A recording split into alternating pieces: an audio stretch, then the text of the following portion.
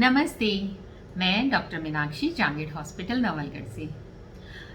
गर्भवती महिलाओं के मन में एंटीनेटल केयर प्रसव पूर्व जांच को लेकर कई अनभिज्ञताएं हैं, जानकारी नहीं है और कई भ्रांतियां हैं। कब जाना चाहिए, कैसे जाना चाहिए।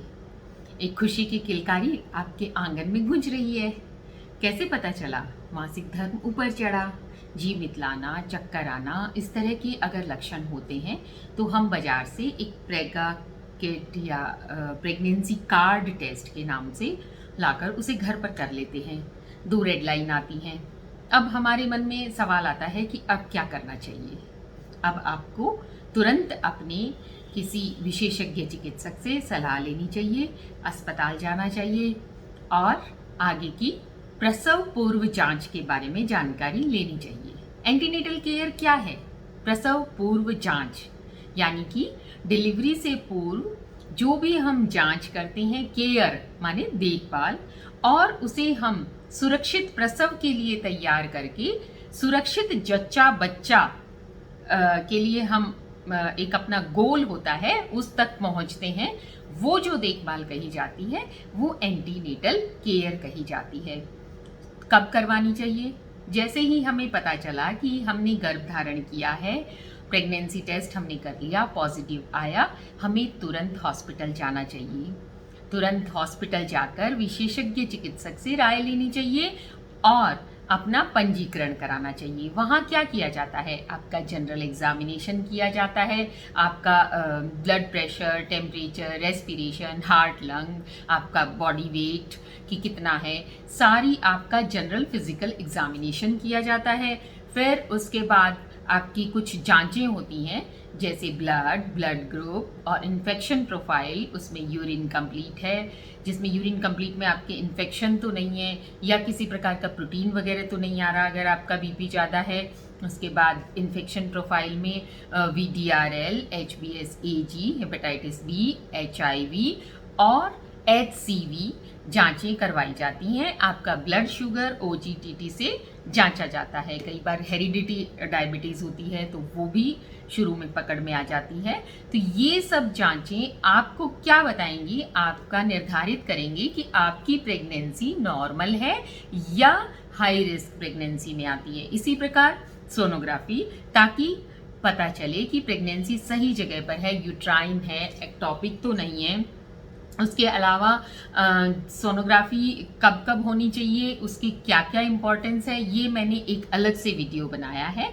पर जो प्रथम तिमाही में हमें जो जांचें बताई जाती हैं उनके बारे में मैंने बताया, तो मैं सोनोग्राफी को भी इंक्लूड करना जरूरी समझती हूँ। जब हमें पता चला कि हमने गर्भ धारण किया है तो उस समय जब हम प्रथम तिमाही में, कई बार पेशेंट आकर बोलते हैं मैडम इतनी जल्दी सोनोग्राफी, इतनी जल्दी जो सोनोग्राफी करवाते हैं उसकी ये इंपॉर्टेंस होती है कि हमें पता चले कि प्रेगनेंसी सही जगह पर है। कई बार एक्टोपिक प्रेगनेंसी होती है, यूट्रस में नहीं होकर, गर्भाशय में नहीं होकर ट्यूब में होती है, ओवरी में होती है, कई बार एब्डोमिनल प्रेगनेंसी भी होती है।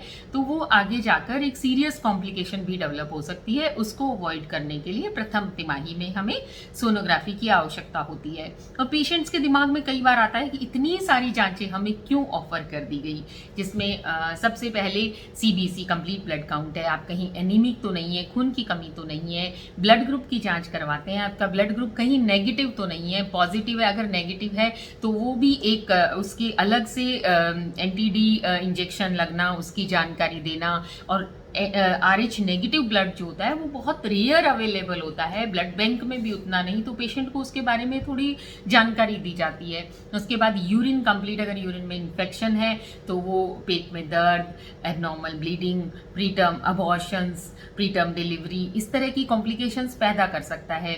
इसी प्रकार HBsAg, हेपेटाइटिस तो नहीं है, HIV तो नहीं है, HCV तो नहीं है। इस प्रकार की जांचें प्रथम तिमाही में की जाती हैं। और उससे भी ज़्यादा अगर हम सोचते हैं तो थायराइड प्रोफाइल भी करवाना चाहिए, क्योंकि शुरू में बच्चे के ब्रेन के डेवलपमेंट के लिए थायराइड हार्मोन का नॉर्मल रेंज में होना जरूरी है। और अगर आपने प्रेगनेंसी से पहले थायराइड करवाया है तो भी आपको फिर से करवाना चाहिए कि ये प्रेगनेंसी के मानक, जो प्रेगनेंसी के लिए अलग मानक होते हैं और जनरल उसके लिए अलग मानक होते हैं, उसमें सही बैठता है या नहीं। इस प्रकार से जब ये आपकी सारी जांचें हो जाती हैं, आपका बीपी चेकअप हो जाता है, आपकी सोनोग्राफी हो जाती है, तो आपका पंजीकरण किया जाता है, टिटनस का इंजेक्शन लगाया जाता है और सुरक्षित जच्चा बच्चा कार्ड बनवाया जाता है। अब प्रश्न ये आता है कि हमें कितनी बार पूरे 9 माह का जो गर्भावस्था होती है उसमें अपनी और अपने गर्भस्थ शिशु के चेकअप के लिए कितनी बार हॉस्पिटल जाना होगा।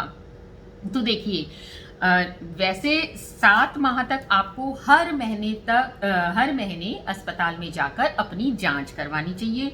जैसे मैंने बताया, उसमें हम बीपी चेक करते हैं, आपका बॉडी वेट चेक करते हैं, आपको कहीं खून की कमी तो नहीं है। एक general physical examination general look से ही पता चलता है। उसके अलावा जो बच्चे की ग्रोथ है वो सही हो रही है या नहीं हो रही है, और जो सप्लीमेंट्स दिए जाते हैं जैसे शुरू में फॉलिक एसिड, कैल्शियम और इसी प्रकार से आयरन कैल्शियम दिए जाते हैं, वो हम देते हैं। तो हर 7वें महीने तक हर महीने आपको अस्पताल जाना चाहिए, और 7वें से 8वें में आपको 15 दिन से अस्पताल जाना चाहिए, और 9वें महीने में हर 7 दिन तक, जब तक डिलीवरी नहीं होती है तब तक आपको अस्पताल जाकर अपने विशेषज्ञ चिकित्सक से राय लेनी चाहिए। वो समय समय पर आपको जांच, सोनोग्राफी अपने आप बताएंगे कि किस समय आपको क्या जांच करवानी है, क्या सोनोग्राफी करवानी है।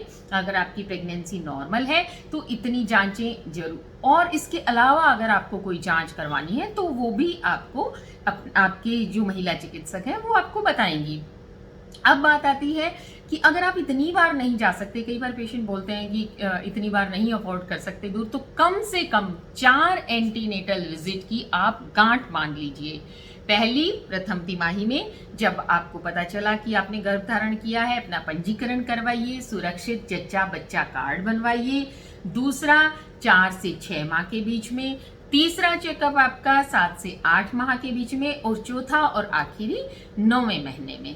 तो चलिए अपने चिकित्सक के पास अपनी इन 9 माह की खुशियों को एक सुखद अनुभव में बदलने के लिए और करवाइए अपना पंजीकरण सुरक्षित मातृत्व की